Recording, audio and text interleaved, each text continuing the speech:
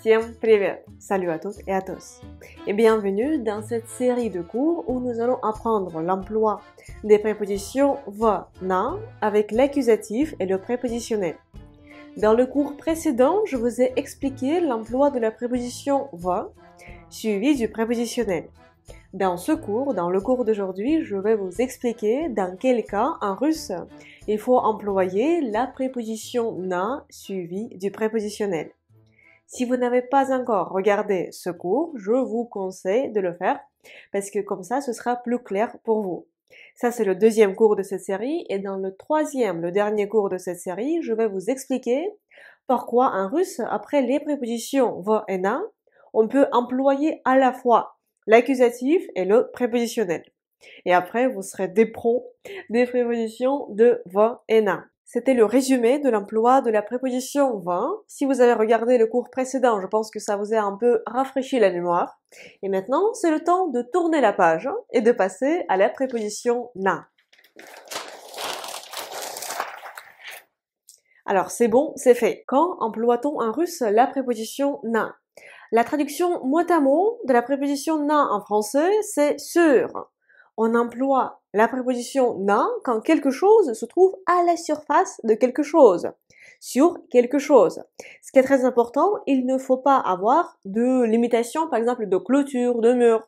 Non, c'est un espace ouvert et sur cet espace ouvert se trouve quelque chose. Je vais le noter sur le tableau. Alors, la préposition na plus prépositionnel plus le prépositionnel. Le prépositionnel, c'est un des 6 cas russes. Et le premier emploi, ce sera à la surface. Quand quelque chose se trouve à la surface de quelque chose. Comme par exemple là, le feutre se trouve sur ma main. Et je peux dire en russe, фломастер, le feutre. Фломастер на руке. Фломастер на руке. Le feutre est sur ma main. Фломастер на руке. Et voici les mots les plus fréquents avec lesquels vous pouvez employer la préposition na. En français, vous dites dans la rue, alors qu'en russe, nous employons la préposition na. Et ce sera на улице. На улице, dans la rue. Parce que selon la logique russe, il y a une rue. Et quand il y a une rue, il n'y a pas trop de limitation spatiale. Et la rue, nous sommes là, ça c'est la rue, et c'est на улице. On considère en russe la rue, улица, comme un espace ouvert. Un autre exemple. На мосту, sur un pont. На мосту, sur la place. На площади, sur une place. На площади. На столе, sur une table. На столе, sur une table. На кровати, sur un lit. На кровати, sur un lit. Sur le sol, c'est на полу. На полу, sur le sol. L'emploi suivant de la préposition na, c'est l'emploi avec des points cardinaux. Comme par exemple dans le nord, dans le sud, nous employons la préposition na. Je vais les noter. Alors, points cardinaux. Avec les points cardinaux. Ainsi, pour dire dans le nord, nous employons en russe на севере. На севере, dans le nord. На севере. Dans le sud, на юге. На юге, dans le sud. На юге. Dans l'ouest. На западе. На западе, dans l'ouest. На западе. Dans l'est. На востоке. На востоке, dans l'est. На востоке, dans le nord-ouest. На северо-западе. На северо-западе, dans le nord-ouest. На северо-западе.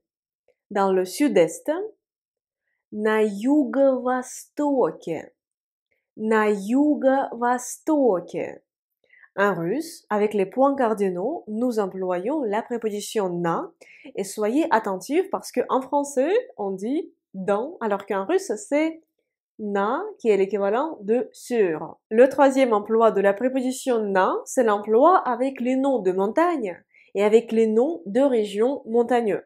Par exemple, dans l'Ural, na Urale, na Urale.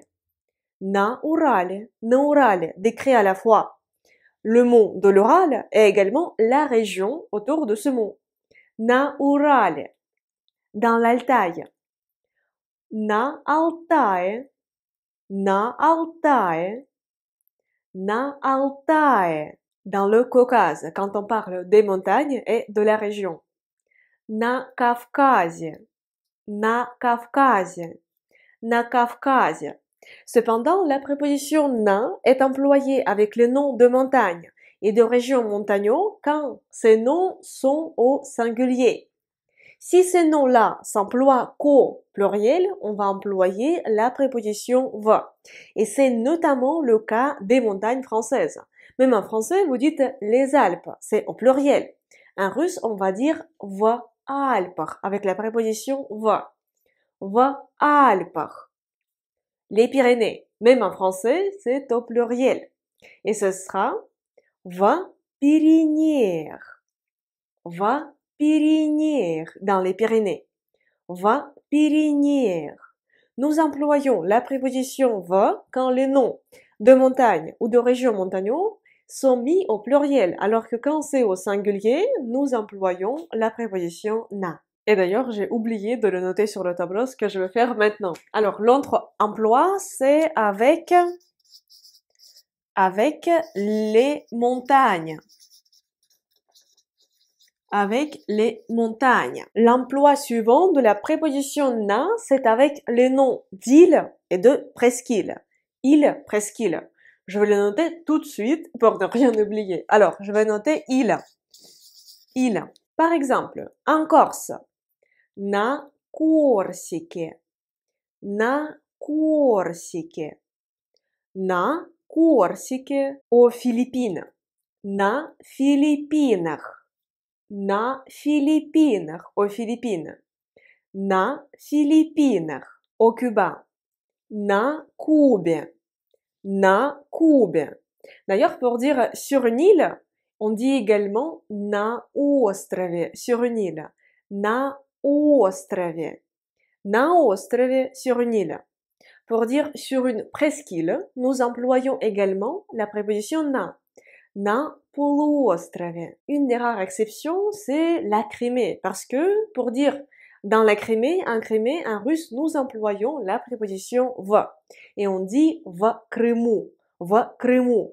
Même si la Crimée c'est une presqu'île, en russe, il y a une exception pour ce mot, va Крыму. Qui plus est, nous employons en russe la préposition na avec les noms de rues, avec les rues de cour, avec les squares, avec les avenues et avec d'autres espaces horizontaux ouverts.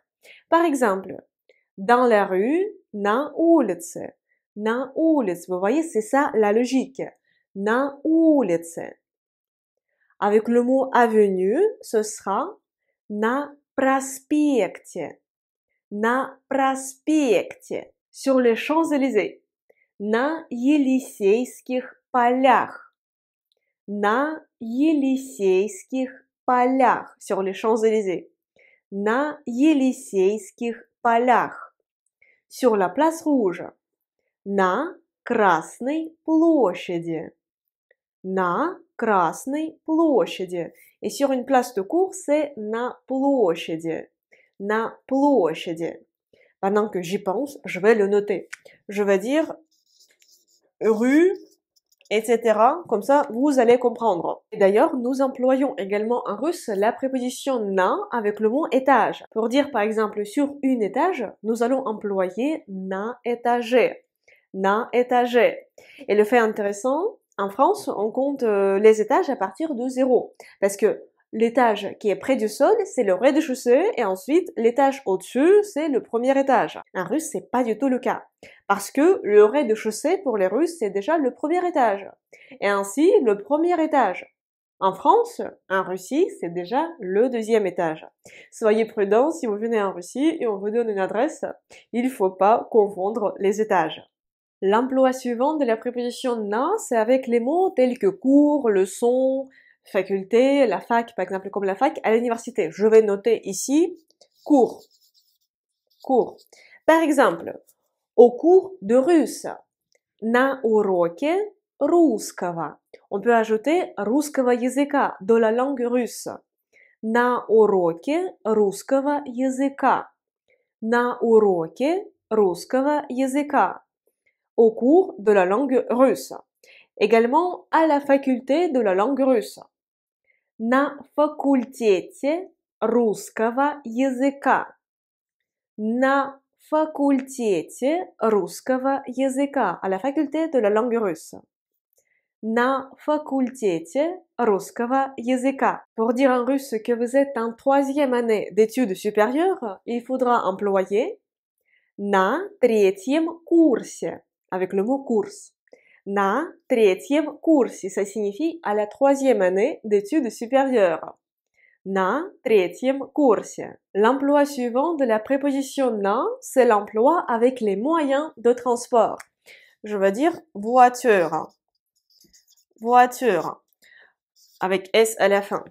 Par exemple, aller en voiture, ехать на машине. На машине, en voiture. На машине. Un train. На поезде.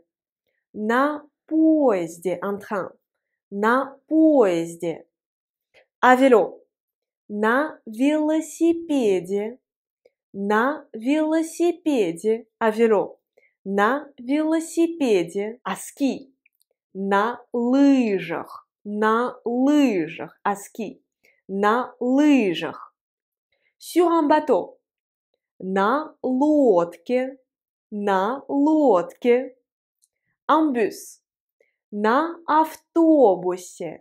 На автобусе. En taxi. На такси.